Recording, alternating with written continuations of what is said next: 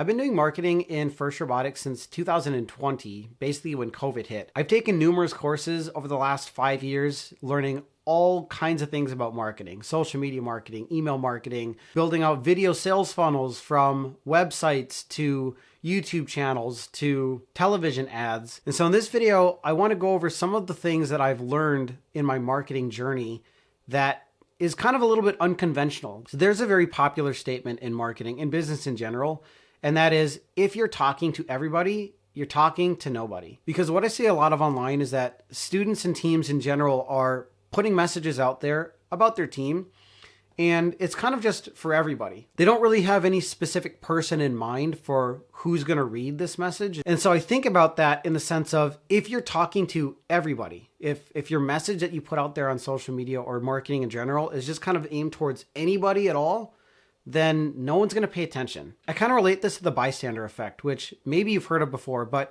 basically imagine that there is a car on the side of a highway and it's broken down and tons of cars are just driving by.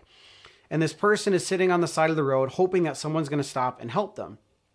And everybody that's driving by is all thinking to themselves, well, I'm busy, I'm going somewhere, someone else will stop and help them.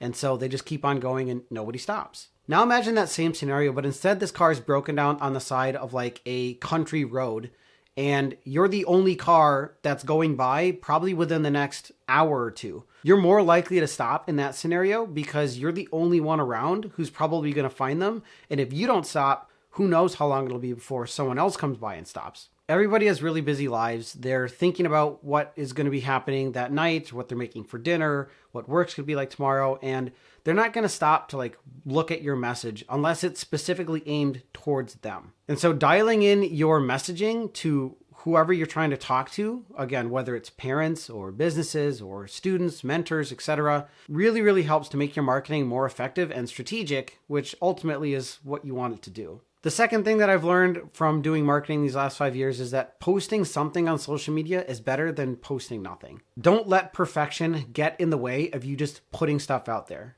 Now, I see this quite a bit of this paralysis by overanalysis, and that is that students are kind of afraid to put something out there because they want it to look good, or they don't think they have the skills that's good enough to put something out there for people to see. And all I can say to that is, in this day and age especially, that people just want to see authentic stuff. They don't necessarily care that it's polished or it's shiny or that it has cool animations or it's taken by professional photographers. You know, whipping out your cell phone and taking a video of you talking to your camera and then just putting it out there, or snapping some pictures with your phone, is completely fine in this day and age. No one is going to care. This comes especially, I would say, to video. Pictures, I think a lot of people don't really have any issues taking pictures and putting pictures out there. But when it comes to making videos, this is a big stoppage that I see from a lot of teams, and that they're not sure where to start. They don't want it to look bad. They don't know how to use their camera properly, or that they think they need a special camera, a fancy camera to take videos. Just use your phone, use your cell phone, film something and put it out there. No one is going to be upset or think poorly of your team because it wasn't shot in 4K and it wasn't color graded and it didn't have great transitions and different camera angles. The visual of a video is just so much more powerful than pictures alone. And so utilizing video to the fullest is really helpful. And that's kind of leads me into my next tip, and that is that video is just so much more powerful than pictures. Think of it this way. What's going to build a better relationship?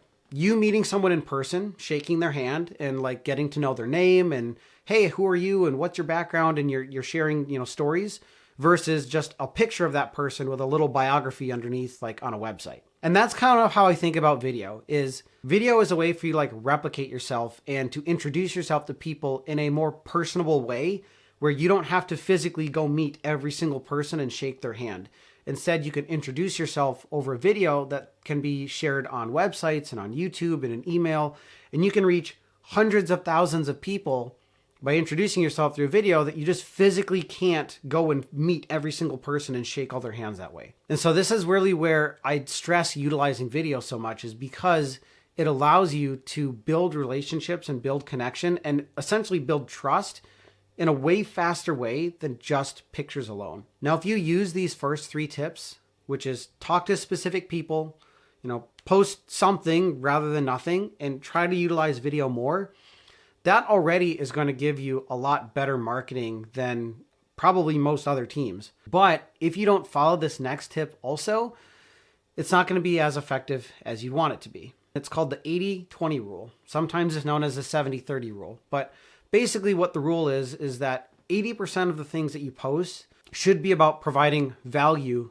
to the person who's seeing it. 20% of the time, it should be about promoting things or asking people to do something. Like entertainment is considered value, right? If someone's bored and they see something entertaining, that's valuable to them because it's breaks their boredom. Or if you're posting informational things, maybe someone wants to learn about robotics, and so you're posting content that teaches them that's valuable to them because it's giving them knowledge that they're seeking. So value is kind of in the eye of the beholder, and that's where the first tip of knowing who you're talking to is really helpful, because you need to know like what would be valuable to that group of people. But either way, the majority of the things that you post, you just want to be valuable, whether it's entertaining, whether it's educational or informational.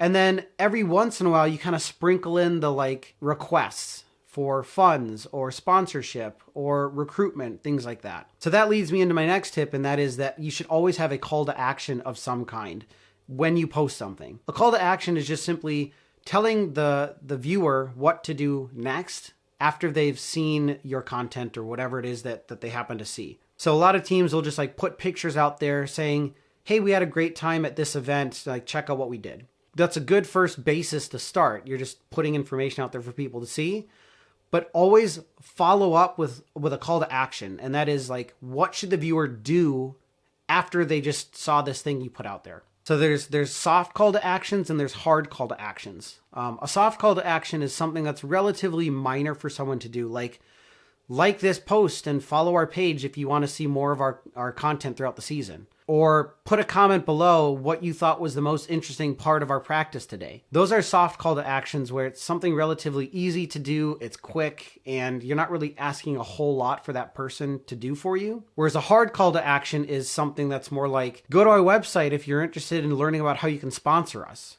Or donate to our fundraiser to help us get more funds for next year. Hard call to actions are something where it's usually requires more effort. Someone has to go and do something, leave the site or the place that they're on right now and go somewhere else to do this thing that you're asking them to do.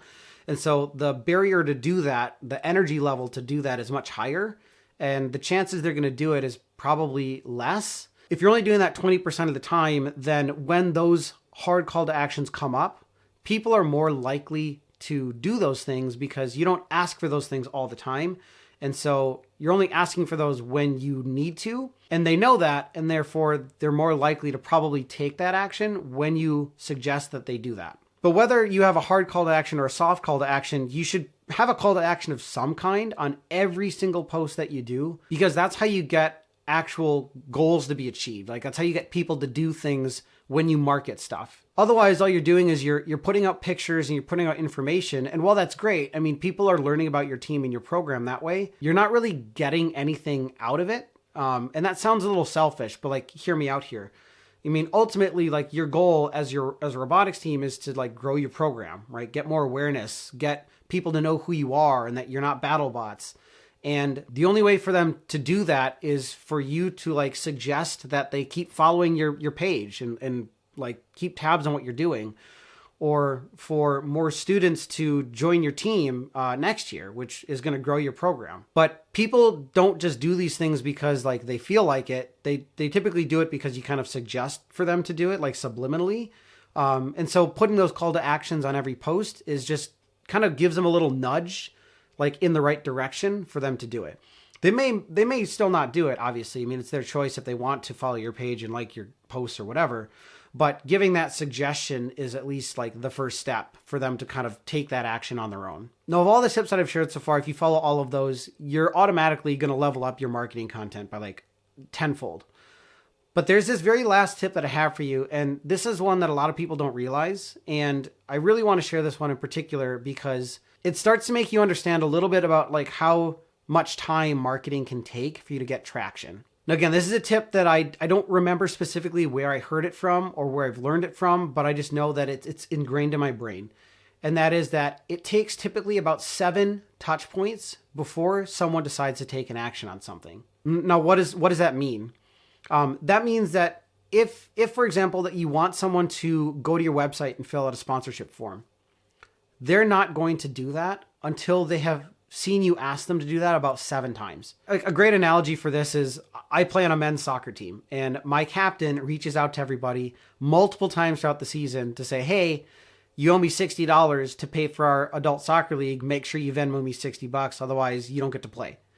And I would imagine that, at least for me, he probably has to message me at least 3 or 4 times before I'm like, oh, yeah, my bad. Here, let me send you your $60. And that's just, again, people lead really busy lives. And they may see your message about going and filling out the sponsorship form one time, but at the time they were sitting in a meeting or something, or they're in the middle of cooking dinner and they're like, I can't do this right now, but I'll go and do it later. And then they forget. And so the reason why I bring this up is because it's okay to repeat yourself more than once, like asking for something or putting something out there, because the chances that the person saw it at the time that you put it out the first time is probably low. The chance that they saw it, but then they took action on it at the time is probably low. And so you need to do it multiple times in multiple different formats and platforms for that person to eventually finally go, oh, yeah, I've seen that like a few times now. Yep, I've got time. I'm going to go do it now. And then they go and do it. All right, so those are my unconventional marketing tips that, again, I've learned over the last 5 years from various places all over the place. I hope that that was helpful for you and that you gained a little bit of knowledge when it comes to marketing. These are not things that, again, I can specifically pinpoint as to where I learned them from, but they've definitely helped me when it comes to making marketing content for my FIRST Robotics teams. And they're just things that are ingrained in my brain now that I teach every single student every single time, because it's important information pretty much. Thank you for watching. Like I said, I hope you got some value out of that one. And as always, I'll see you in the next one.